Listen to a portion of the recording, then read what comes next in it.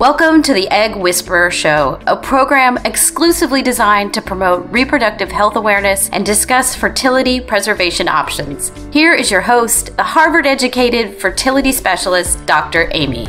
She's known as the Egg Whisperer. Fertility expert Dr. Amy Vazadeh. And you have yet another success story Just launched by an East Bay fertility doctor.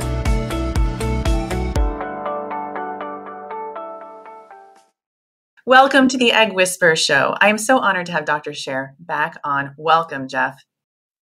It's a pleasure to be with you, Amy. Thank you. I've had so much amazing feedback from our last two interviews. So for those of you who didn't tune in and don't know who Dr. Sher is, you really should. Let me just tell you a little bit about him. He is co-founder of Sher Fertility Solutions and an internationally renowned expert in the field of assisted reproductive technology and influential in the births of more than 17,000 IVF babies. One day, I hope that I'll be able to say the same thing about myself. Over the last 30 years, he's helped fashion the entire field of ART after training under the fathers of IVF, Dr. Patrick Steptoe and Robert Edwards. He established the first private IVF program in the United States in 1982. Then later expanded his practice to include a number of centers throughout California before founding the first Sher Fertility Solutions in Las Vegas. You're also the author of several books, In Vitro Fertilization, the ART of Making Babies, which is now in its third edition. Welcome back. Thank you. So we're going to talk about implantation failure during IVF. Like, why the heck do these embryos not stick and grow? First question, what is implantation? Can you explain it? When an embryo reaches the uterus, it engages in a crosstalk with the endometrial cells. There's a to and flow of the language of the embryo and the endometrium, which is known as the cytokine network. At that point, the endometrium then allows the embryo to sink its root system into the wall.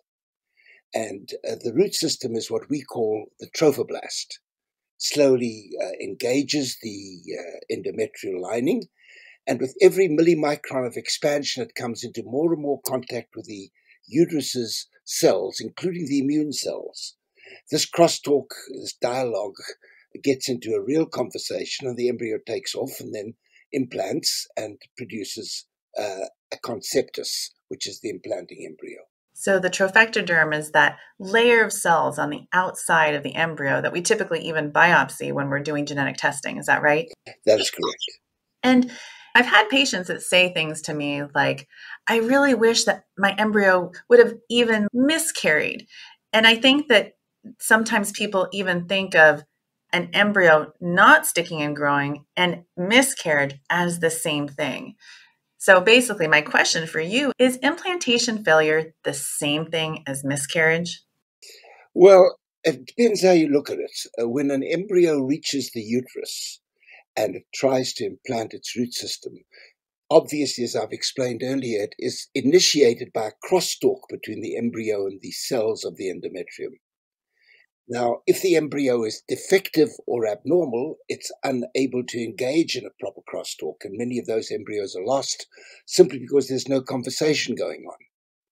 Those embryos are lost either before the woman knows she's pregnant, she thinks she's not getting pregnant, but she loses it so early, or it's lost a little bit later on. The embryo manages to get a few whispers in, the embryo's root system starts to take, and then it is lost. It is shed. It is unable to continue the dialogue. The embryo is lost. Now, an embryo can also be normal, completely normal, and reach the uterus, but not be able to attach. You'll recall that perhaps in one of the presentations I did before to your group, we talk about a seed-soil relationship. The embryo is the seed, the uterine lining is the soil. And obviously, it can be the seed that's defective, as I've pointed out, or it can be the soil that's non-receptive. And of course, if the soil is non-receptive, then we have an implantation dysfunction linked to lack of receptivity of the uterus. And what are the most common reasons for that to happen? It's so frustrating. I mean, we work so hard for these embryos. How would you describe it to a patient of yours when they ask you, Dr. Sher, why did my normal embryo not stick and grow? Well, I think that's a very good question. You've couched it by adding the last one, my normal embryos. First, we have to assume that that diagnosis of the embryos being normal based upon its appearance under a microscope, its development under the microscope over time, or as a consequence of PGT or PGS testing, where we actually sample the embryo's chromosomal integrity and find that the embryo's got exactly the right number of chromosomes it should have, which is 46. If an embryo is more or less than that, such an embryo is aneuploid or incompetent. So to make the assumption that because an embryo looks normal and even tests normal by PGT that it is normal is not absolutely spot on. The truth is that an embryo can be abnormal for non-chromosomal reasons. It can look good, but still be abnormal because of the fact that there are genetic abnormalities on the genes are on the surface of the chromosome. So we can see that 65% of the time, if an embryo is not competent, it is going to be because of the chromosomal integrity, aneuploidy. But in about 35 to 40% of the time, it's got nothing to do with that. It's got to do with genetic or metabolic factors that are affecting implantation. And as you know, Amy, there's very little we know about this area. It's a really brand new area where we really are in the dark. So when people say my embryos look good, they tested good, but I didn't get pregnant, and therefore there must be something else wrong, that's not perfectly correct. It could still be the embryo and we're missing it. And that's more likely if there are any predisposing factors in the person's history, and can also be age-related. Now, if the embryo doesn't attach because of something in receptivity of the uterus, that's really the subject of this conversation. So you assuming that the chances are overwhelming that the embryos you used are going to implant because they were normal, and let's keep that assumption, even though it's not strictly speaking absolutely correct. Let's assume, therefore, that the problem lies with the actual attachment of the embryo.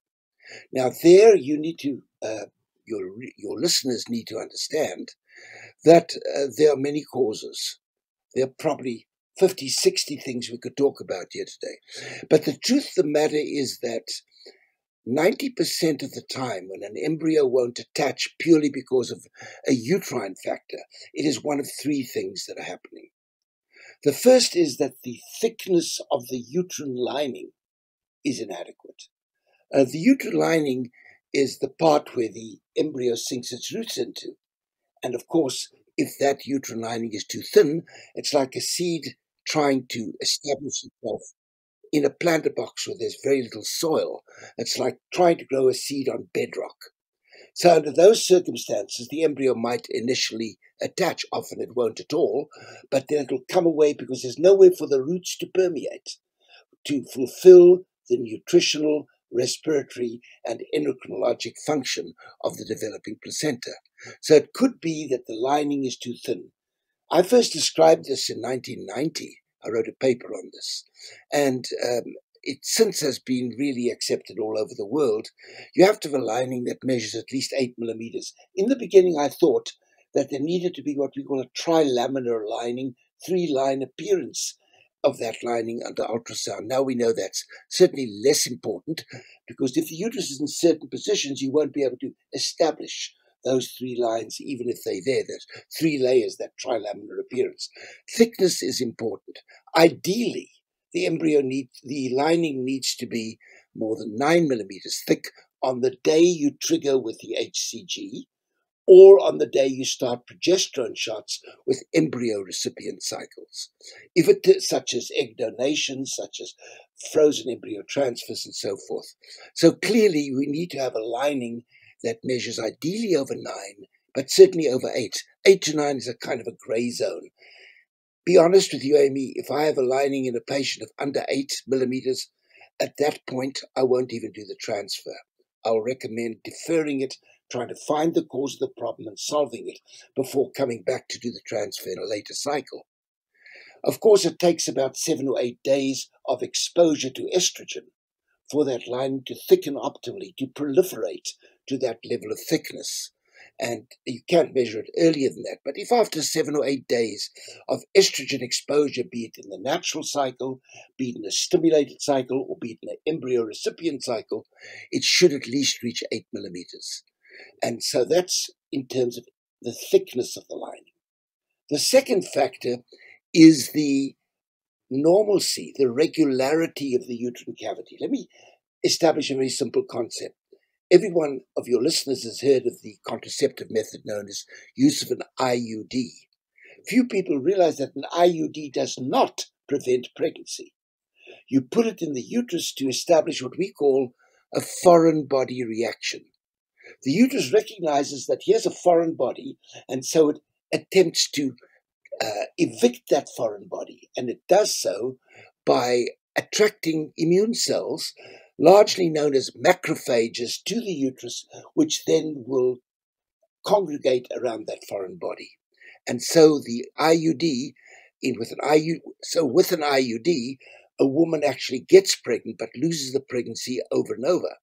Now, you could have your own foreign body in the uterus if you have a little polyp, which is like a mushroom growing into the wall, if there are fibroid tumors in the wall that project into the uterine cavity, or if there are adhesions caused by previous scarring, which is either due to surgical damage, but usually, in the vast majority of cases, it's an inflammation that occurs after pregnancy's occurred, be it after the birth of a baby, after an infected abortion, or after a miscarriage where products of conception are retained and become infected.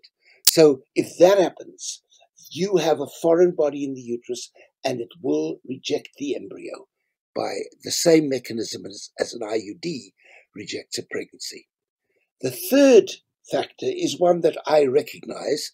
To many uninitiated, it is controversial. To me, it's as clear as night and day, and that is that there are immunologic factors, which we spoke about before, which I won't go into here again, but these occur in women who themselves or in their family history give a history of an autoimmune condition. And by the way, I lump another condition amongst those known as endometriosis, because I'm convinced, and there's a lot of literature that suggests that endometriosis is also an immunologic disorder. But anyhow, to cut a long story short, if there are immunologic predisposing factors, either in personal history or in family history, which predisposes the woman, then these immune cells we spoke about before, called natural killer cells, become activated. Let's not get it wrong. We need natural killer cells. The species won't survive without them. But the way they function is by releasing growth factors, which are called cytokines, that regulate the implantation. But if there's something wrong, as I've just referred to, then these natural killer cells become activated and they destroy the roots of the embryo.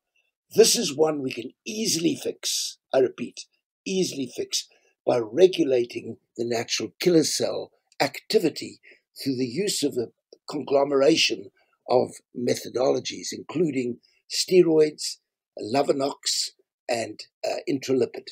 We used to use IVIG. We don't use it anymore. I don't. And I was one of the first people to use it in IVF and have used it in thousands of cases. It works. Too expensive, too many side effects and other things. But it's easy to fix this with intralipid and steroid, adding when you need it also the Lovenox or the heparinoid to the equation. And then there is another variety of immunologic cause which has got nothing to do with autoimmune disease. It's got to do with the fact that because the husband or the partners share a certain transplant gene known as DQ alpha, an HLA gene, that this will result in the embryo sharing that same gene with the mother, or the uterus. It's not about the egg and the sperm. You can't fix it with an egg donor. You've got to be able to break that link so that it's no longer a question of the embryo matching the woman's body. And of course, the sperm fertilizing the egg will allow the DNA of the husband into the egg, and that embryo that results will also contain the DQ alpha of the husband. If that matches the woman's DQ alpha, then that embryo is too similar. And it's just very interesting that in nature, if an embryo is too similar to the host, it will be regarded as an invading organism, and that will trigger the same mechanism that I mentioned earlier, activation of natural killer cells that will then tend to evict the embryo. Now, those are the three that I consider to be the most important. And it's very incumbent and very important to identify which one, what you're dealing with. And if it's not one of those three, then you go looking in the whole big black box of other causes that can also play a role. So at what point do you work a patient up for, I don't like the word failure, I like to call it implantation issues. It sounds a lot milder, a word that I can definitely deal with. I wouldn't want anyone to label me as having something that's a failure. So let's say I've had one transfer, it was not successful. Would you do the workup at that point, or would you wait until the next transfer doesn't work? So basically, I'm asking you, at what point would you start going through these three different workups for obviously lining thickness, that's from the beginning, and checking out the cavity. But at what point would you go to your third type of implantation failure and do the workup for that? Okay, so firstly, I agree with you. The term failure has negative connotations. So I use the term implantation dysfunction because I think it's a gentle way of making clear that there is a problem. But you can always address a problem if you have a diagnosis. Without a diagnosis, it's like going duck hunting and aiming your shotgun where you hear the ducks quacking. You're not likely to have a duck dinner that night. You've got to take aim, so you've got to know what you're actually shooting at. So at what point do I consider it a problem? I'm suspicious of any woman who has a predisposing factor. For example, in someone that is otherwise perfectly healthy, we can find no other explanation, and she's young enough to assure us that most of her eggs are going to be normal, and as you know, it's the egg, not the sperm, that is primarily responsible for the integrity of the embryo. So clearly, if there's nothing to suggest an obvious cause for their problem, I become very suspicious, especially in the younger woman in her early to mid-30s, where 2 in 3 eggs should be normal anyway, and so 2 in 3 embryos should be chromosomally normal. So in that situation, I'll be much more aggressive earlier on.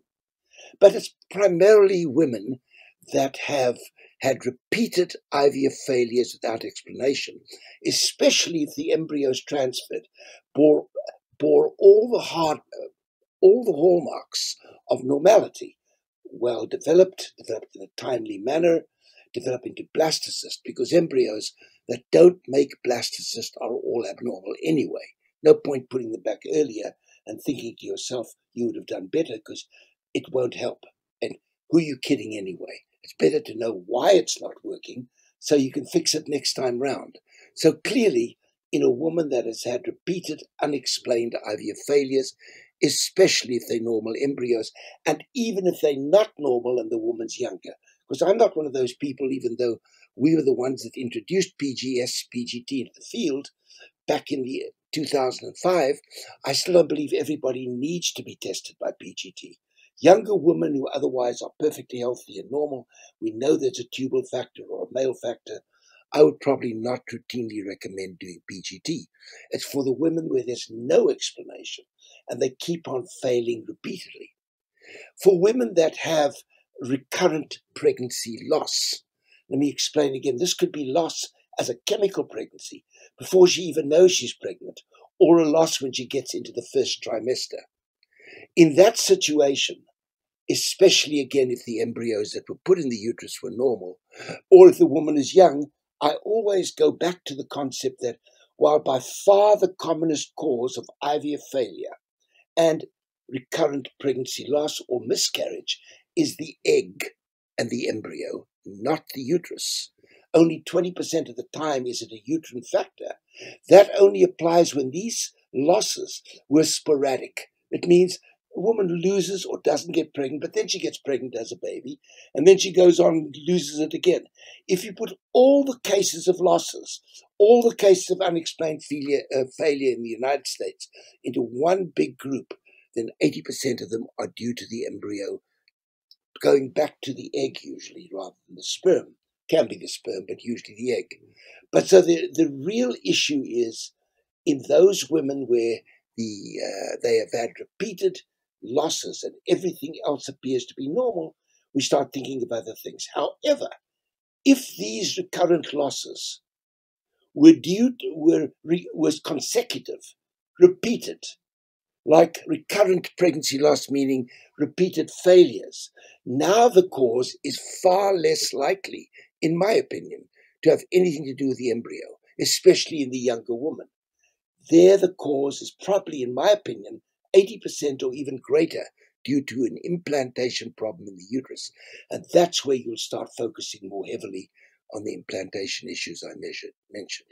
So again, recurrent pregnancy loss, unexplained repeated IVF failure, women with a personal or predisposing condition that makes you think they've got autoimmune disease, or a woman who's got a history of having had surgery to the uterus, like fibroids removed where they entered the uterine cavity and could have caused scarring, and especially women with unexplained infertility who have everything else going for them except an explanation as to why they weren't able to get pregnant. And I imagine that when you hear that term unexplained, you definitely break down what the possible explanations are for your patients, just like I do. I agree with you. Infertility isn't ever unexplained. It's usually got an explanation. We may not yet be smart enough to know all the causes, but in vast majority of cases, if you look into it, if you dig deep, you'll find an explanation and you'll be able to address it. So I don't like the term unexplained or idiopathic. I think infertility, you've got to look for a cause till you run out of options. And if you find an option, you can address it, or you can say to the person, look, I can't fix this. I can't fix everything. And besides, even if I fix it, I can't guarantee you a baby because no human creates a baby. But at the same time, you need to delve deeply into it. What a brilliant interview today. Thank you, Jeff. I appreciate your insight on this extremely important topic because I feel like while we do so many IVF cycles in this country, the majority actually don't work. And I think a lot of the things that you explained to us today will resonate so much with all our listeners all around the world. I think that's true. Amy. It's one point I'd like to add to that. You made a very important point. Most people require more than one IVF attempt. If you look at the best statistics, and statistics are meaningless if you don't narrow them down to the subgroups and categories and demographics relating to the patients you treat. But if you look at the IVF success rates, very few people are going to get pregnant with one attempt. Unless you're doing things like egg donation or you're doing IVF with block tubes in a young woman, your chances of success are definitely under 50-50. So it's going to take more attempts. And most people going into IVF must be realistic about it. Realize that their chances are not a slam dunk simply because we do the right things. Because in the final analysis, we don't create life. I love that. At the end of the day, humans don't create life, and that is so true. We can certainly do our best. So where can patients find you if someone is interested in doing some of the testing that you explained to us, especially as the third type of implantation dysfunction?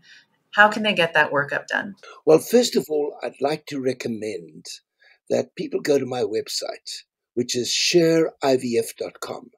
Now, it may be on your website too, and by the way, I'm very willing for you to put the book on your website. But there's a book on immunologic factors and recurrent pregnancy loss, the immunologic riddle, on my website. It's a free download. You don't have to be a patient to get that book. So all you need to do is go there, and you can click on it, and you'll download it free of charge. It's only 45 pages long. But unfortunately, there's not a lot out there about a very important and complex issue. This will digest it and give you a chance to understand what's going on. So go there. Or if you need to talk with me, and by the way, I want to make this very, very clear. I have seen several people that have come to me from you, and I've sent them right back because I think you are as good an answer as I can give. Maybe some areas I can elucidate things, but I think that I'm not suggesting to solicit patients from you. But there are many patients out there that don't have access to doctors who really take the trouble to give the caring that they need to give. And I think you do. But if they want to talk with me and have a consultation, either on their own, if they come from you, they'll go back, or if they come from you as a referral, as you know, then I'd be happy to speak to them. All they've got to do is call my lovely assistant. Her name is Patty Converse. Patty Converse, her number is 702-533-2691. And she'll set you up with an online consultation with me where we can go over all your records and discuss your case with you. And I'll give you a report, which will be pretty long, but it'll be a report that outlines what I think is going on, and you can take it from there. Wonderful. You mentioned PGT just a little bit ago. I would love to have you come back on another time. Can we talk about that as our next topic in our fertility expert series with Dr. Sher? Be delighted. Thank you so much for inviting me. Thank you again. We'll see you soon.